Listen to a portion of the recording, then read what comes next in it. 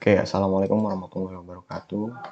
Perkenalkan, nama saya Muhammad Jidan Al-Bajili, NIM H1C 01915. Di sini saya akan memaparkan refreshing 2 mengenai dari praktikum hidrogeologi, di mana refreshing ini isinya terkait dengan rangkuman atau resume apa saja yang saya dapatkan selama jalannya praktikum hidrogeologi ini dari acara 1 sampai dengan acara terakhir, yaitu acara 5. Oke, pertama, ikut isi PPT-nya. Secara umum di sini ada menyampaikan acara apa saja yang dilaksanakan di praktikum hidrogeologi. Acara pertama di sini ada akumulasi dan flownet. Yang kedua di sini ada kimia air tanah. Yang ketiga ada debit sungai. Keempat ada water balance. Kelima ada pumping well test. Oke.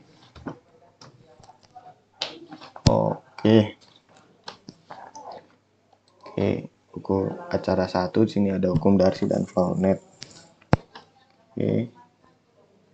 Ya, apa yang saya dapatkan di acara 1 ini yang pertama terkait dengan eksperimennya Mr. Darcy, di mana beliau istilahnya kepo lah terkait dengan bagaimana sih suatu fluida itu atau pola bergeraknya suatu fluida, ya, dalam hal ini air. Di sini yang pertama beliau Sir Darcy ini membuat eksperimen di mana menempatkan 2 buah wadah yang berisi air, di mana satu wadah memiliki tinggi airnya ini 5 cm, sedangkan wadah keduanya ini diisi sebanyak 5 meter dan 10 meter. Yang artinya wadah kedua ini berisi lebih dibanding wadah pertama. Tapi beliau menempatkan di mana wadah pertama yang memiliki isi yang lebih sedikit ini ditempatkan lebih tinggi dibandingkan dengan wadah kedua, dan ternyata alirannya ini bergerak dari kiri ke kanan atau dari wadah yang letaknya lebih tinggi bergerak ke wadah yang letaknya lebih rendah. Oke, setelah itu beliau melakukan percobaan kedua, di mana di situ Sir Darcy ini menarik kesimpulan bahwasanya faktor yang mempengaruhi terkait dengan berjalannya suatu fluida atau air ini ternyata ketinggian. Dimana jika ketinggiannya lebih besar, di mana air akan bergerak dari ketinggian lebih tinggi ke yang lebih rendah. Percobaan pertama seperti itu kesimpulannya, ya. Kemudian yang kedua, beliau menempatkan kedua buah wadah itu ditempatkan sejajar, masih dengan isi yang sama 10 dan 5 meter. Nah, ternyata air ini bergerak dari kiri ke kanan atau yang memiliki isi lebih besar dibanding dengan yang isi yang lebih kecil. Jadi air bergerak dari yang lebih besar ke yang lebih kecil.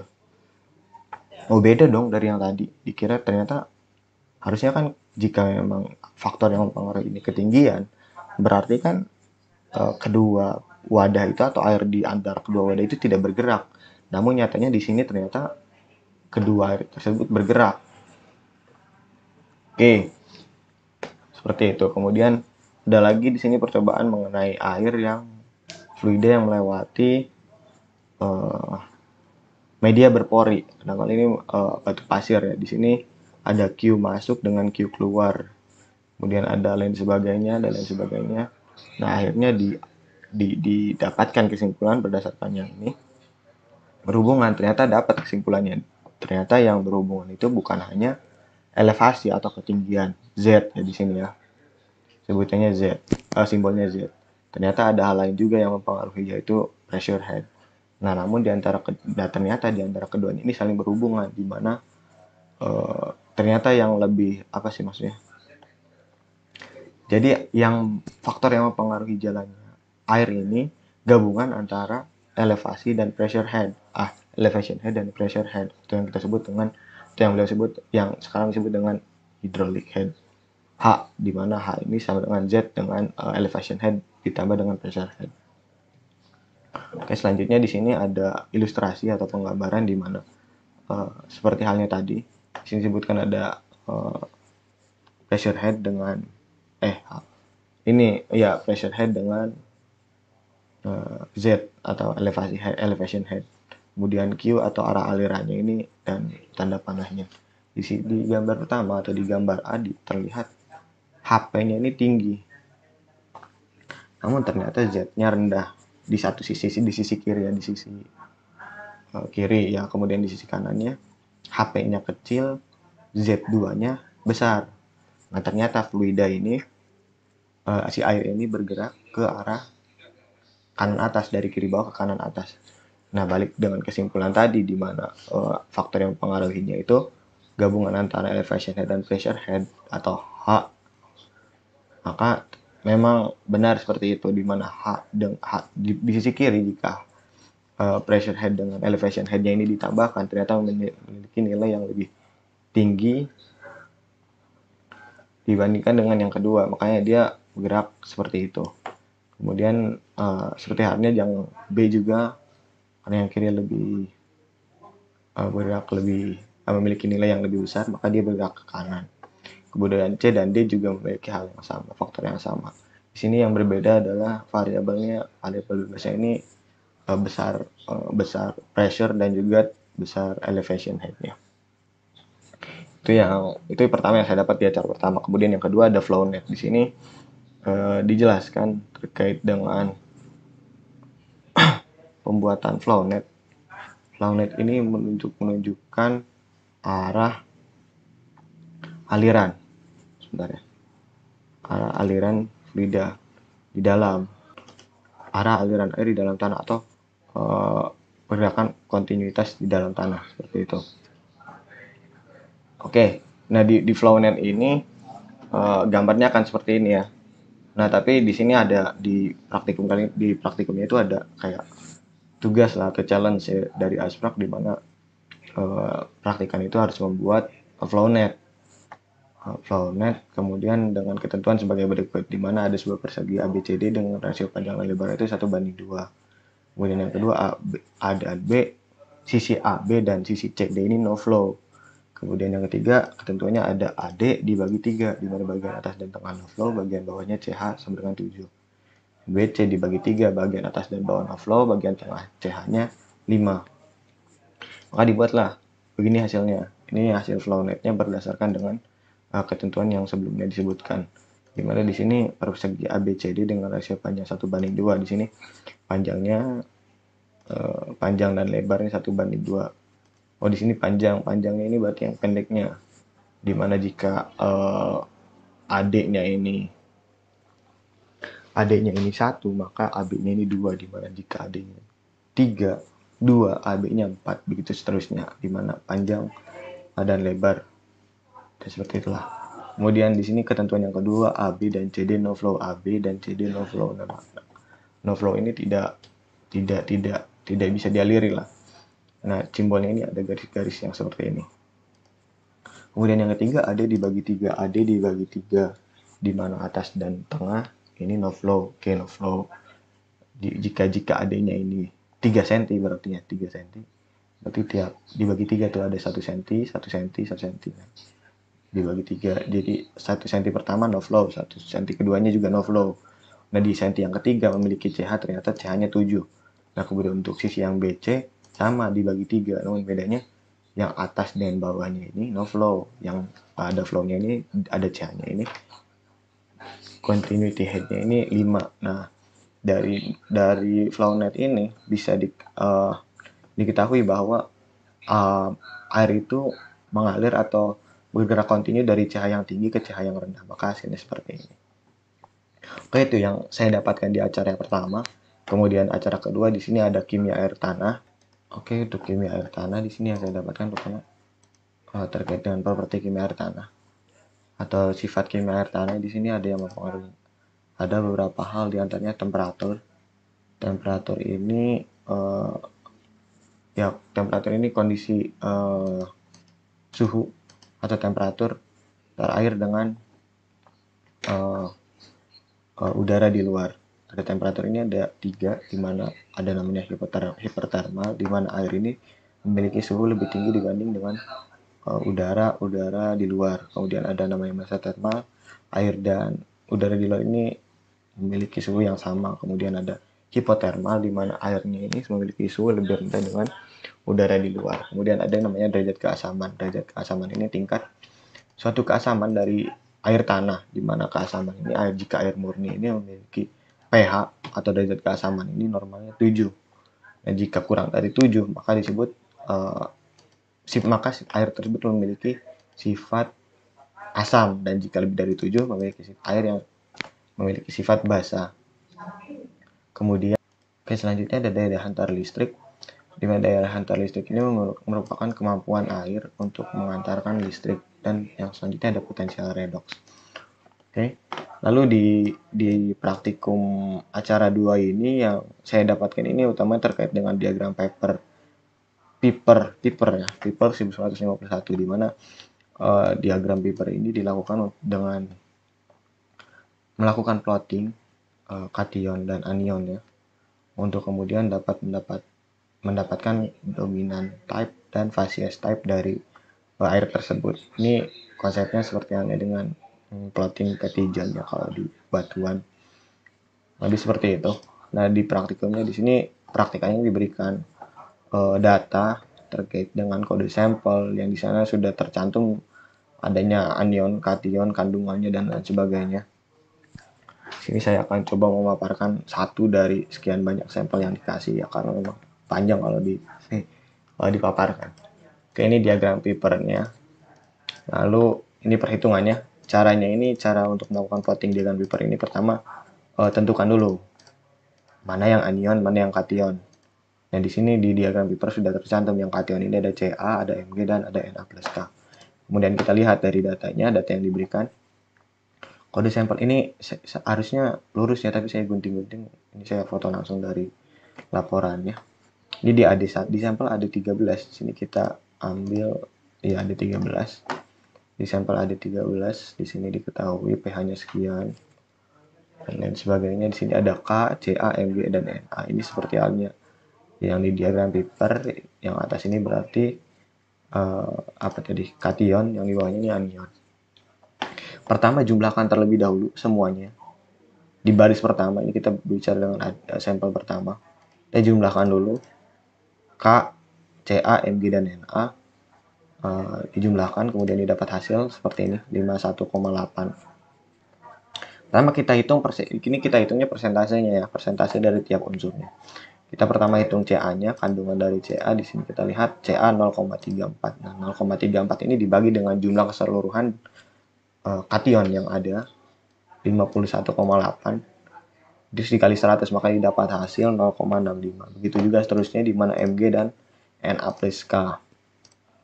Itu sudah kita dapatkan nilai persentase dari masing-masing kation. Begitu anion ya, anion. Sorry, kita berbicara dengan anion. Oh, ini kebalik tulisannya. Kita ganti deh. Kation ya. Kation, ini anion.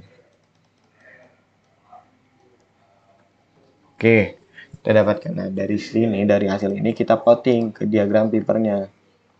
Yang pertama yang ini dulu nih, kation sama anion.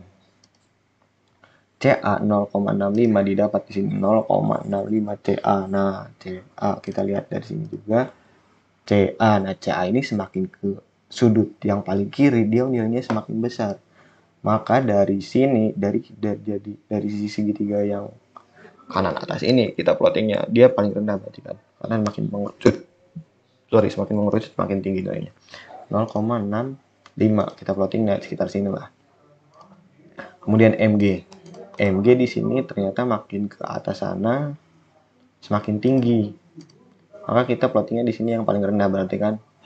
Nilainya karena dia 0,23 terendah di sini. Oke, tuh ya. Oke, lalu dari sini kemudian didapatkan juga nih sini. Nah, Na plus K gabungannya di plotting juga 99% sekian tuh sama 0,3. Nah, di sini makin ke kanan bawah dia makin tinggi nilainya, maka kita plotting di sini 99. Oke, dari ketiga perpotongan tersebut didapatkan hasil dominan type-nya, di mana kationnya ini dominannya sodium dan potasium. Oke, untuk yang kationnya. Jika sudah, lakukan hal yang sama dengan anion. Didapatkan titik perpotongan yang sama juga. didapatkan nilai dominant type ini sulfat, jenisnya sulfat type. Kayak dari kedua segitiga di anion dan kation ini ditarik garis lurus ke atas, kena ke perpotongan di apa namanya tuh, belah ketupatnya. Dari sini ditarik lurus, set. Dari sini juga ditarik lurus, set. Makanya dapat potongan di sini. Di sini menunjukkan facies type-nya, di mana di sini facies type-nya ini adalah sodium chloride type. Nah, dari sini kita melakukan plotting yang sama. Ini saya jujur saja menggunakannya dengan cara meraba-raba ya. Oh, ini titik di sini. Oh ya, kira-kira di sekitar sini lah. Sama di sekitar sini lah, seperti itu ya. Nah, ini didapatkan ternyata kesimpulannya adalah di sini yang kuning ini asam kuatnya ini lebih banyak dibanding dengan asam lemah. Jadi jenisnya ini asam. Kemudian untuk yang ininya ada alkalinitas apa namanya? Kandungan alkalin di air tersebut. Nah, seperti itulah. Dimana alkalinnya ini lebih tinggi daripada dengan alkali tanahnya. Itu yang saya dapat, intinya yang saya dapat di acara 2 ini terkait dengan diagram Vieper. Oke, lanjut ke acara 3 terkait dengan debit sungai. Apa yang saya dapatkan diantaranya ada pengukuran luas penampang. Di sini ada, ya saya tahu ada dua metode ya, di mana main section dan mid section method. Main section ini dicari rata-ratanya tuh,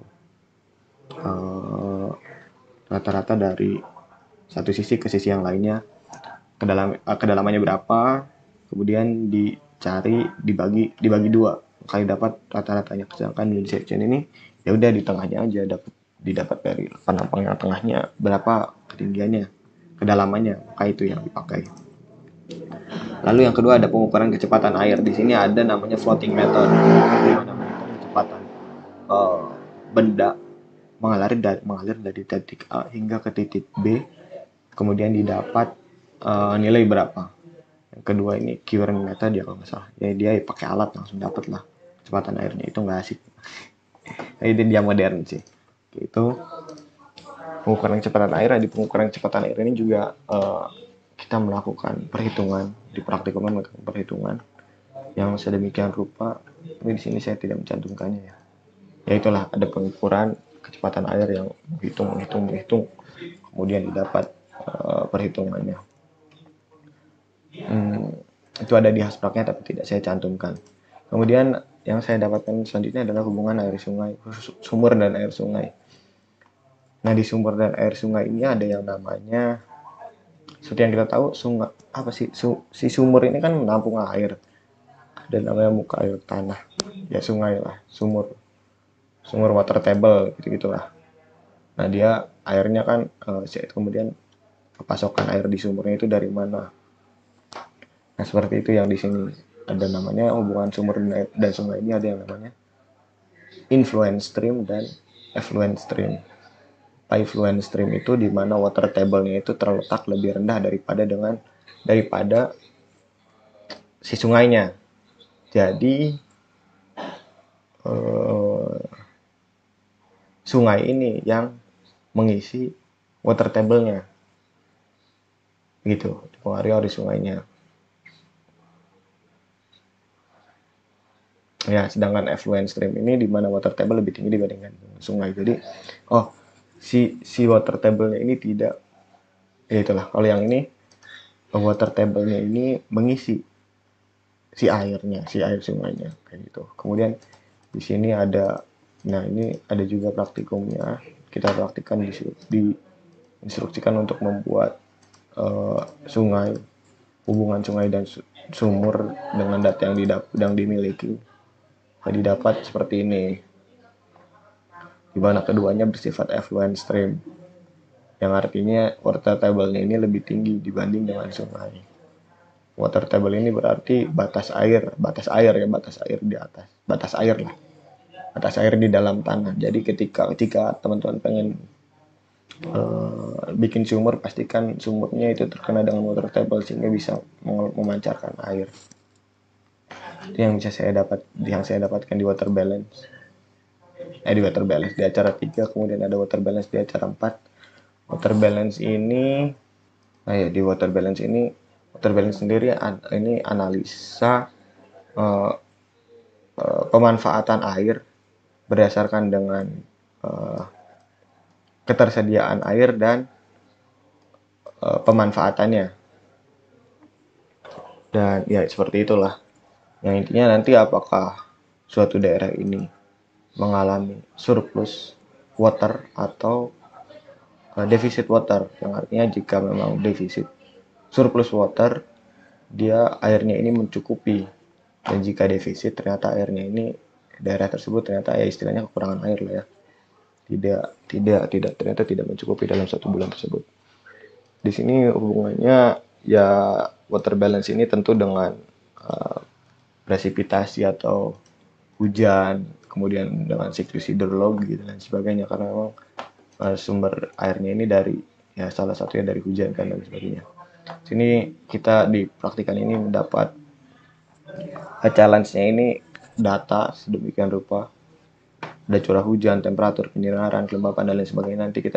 Nanti dihitung untuk mencari apa ED, tekanan ED, kemudian tekanan apa aktual dari tiap hari per bulannya dan lain sebagainya. Nanti akan dapat disimpulkan apakah suatu nanti di challenge untuk menyimpulkan apakah pada suatu bulan tersebut, dalam satu bulan misalkan saya kebagian bulan November dan Desember, apakah di bulan November ini daerah tersebut water surplus atau defisit surplus, seperti itu. Ini saya tidak bisa menampilkan banyaknya karena laporannya masih kumpulkan. Ini saya cantumkan aja ininya, challenge-nya. Challenge-nya ya dimana ya intinya water surplus ini ya, apakah presipitasi atau dikurangi ya, aktual ini jika memang presipitasi ternyata lebih besar daripada aktualnya atau nilainya positif, itu artinya water daerah tersebut surplus, kelebihan air. Dan jika P-nya ini ternyata lebih kecil dari aktualnya atau pemanfaatannya ternyata lebih besar dari jumlah curah hujannya, atau P itu banyak sih faktornya P itu apa, tapi ya curah hujan aja lah maksudnya ya, curah hujannya atau nilai akhirnya ternyata minus, itu berarti daerah tersebut defisit, daerah pada bulan tersebut itu defisit ya, kalau seperti itu. Kemudian di acara 5 ada pumping well test.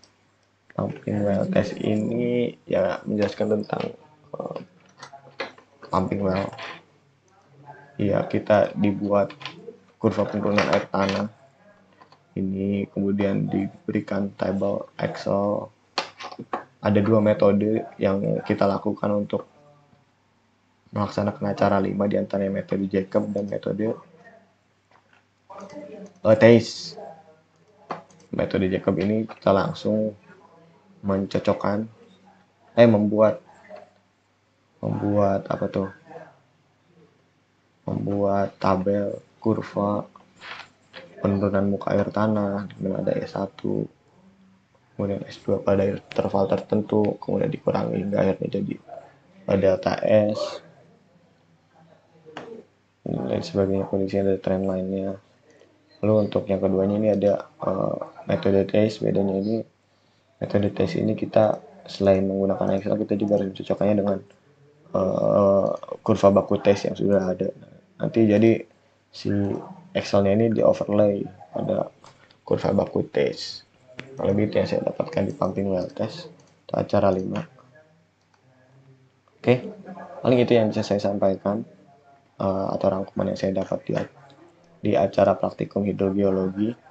Kurang lebihnya saya mohon maaf, dan yang terpenting saya berharap bahwa ilmu yang saya dapatkan di praktikum ini bisa bermanfaat untuk saya ke depannya, bagi saya secara pribadi khususnya dan bagi masyarakat pada umumnya. Terima kasih Mas Mbak Asbrak yang telah memberikan ilmunya, semoga mendapatkan berkah atau timbal balik yang lebih dari apa yang Mas Mbak telah berikan pada kami selaku praktikannya.